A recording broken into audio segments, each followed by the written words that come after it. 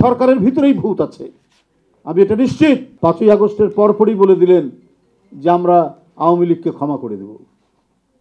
ভাই, এত রক্তপাত, এত কিছু করার পরে আপনারা ক্ষমা করে দেবেন? আবু সাইদ বুক চিতিয়ে দাঁড়িয়েছে গুলি বরণ করতে, তার সেই মহিমান্বিত মৃত্যুকেও পরেও যে মহিলার বিদায় বলেনি,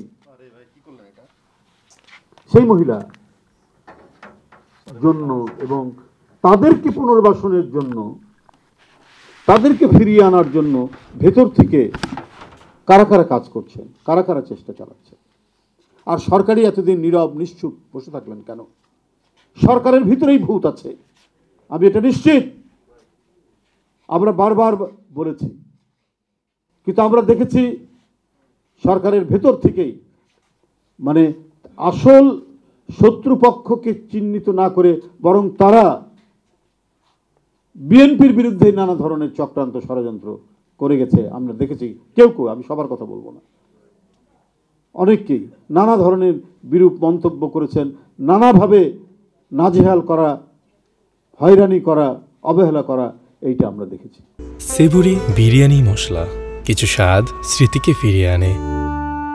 এইটা না করে সমস্ত গণতান্ত্রিক শক্তি কমপক্ষে ন্যূনতম কয়েকটি পয়েন্টে একত্রিত হয়ে আমরা যদি অগণতান্ত্রিক শক্তি, স্বাধীনতা বিরোধী শক্তি সবাইকে আমরা প্রতিরোধ করতে পারতাম, তাহলে আমরা এই দেশটিকে একটি সুন্দর জায়গায় উপস্থাপিত করতে পারতাম। আমাদের দেশের উন্নয়ন, উৎপাদন, আমাদের গণতন্ত্রের বিকাশ এবং আমাদের একটি মানে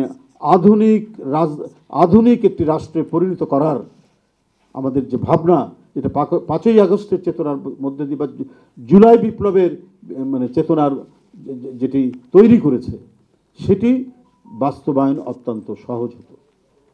সেটি না করে যার যার ইন্টারেস্ট নিয়ে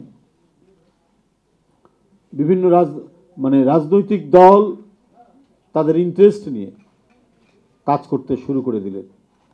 5ই আগস্টের পরপরই বলে দিলেন যে আমরা আওয়ামী লীগকে ক্ষমা করে দেব। ভাই, এত রক্তপাত, এত কিছু করার পরে আপনারা ক্ষমা করে দেবেন?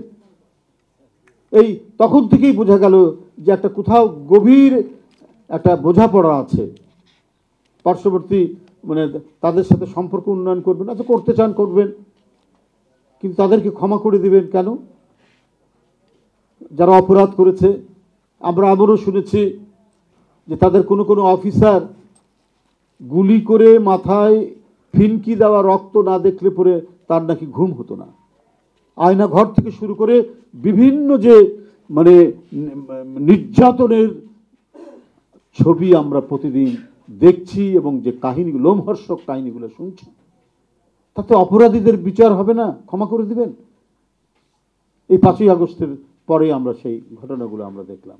করতে করতে কি হলো যে মূল যে বৈপ্লবিক চেতনা, গণতন্ত্রের বিপ্লব 5ই জুলাই, স্বাধীনতা সার্বভৌমত্ব রক্ষার বিপ্লব হচ্ছে জুলাই, 5ই আগস্ট, মানুষের মত প্রকাশের স্বাধীনতার দিবস হচ্ছে 5ই আগস্ট। সেই চেতনাকে ধীরে ধীরে ম্লান করার প্রচেষ্টা চলছিল এবং এখনো চলছে।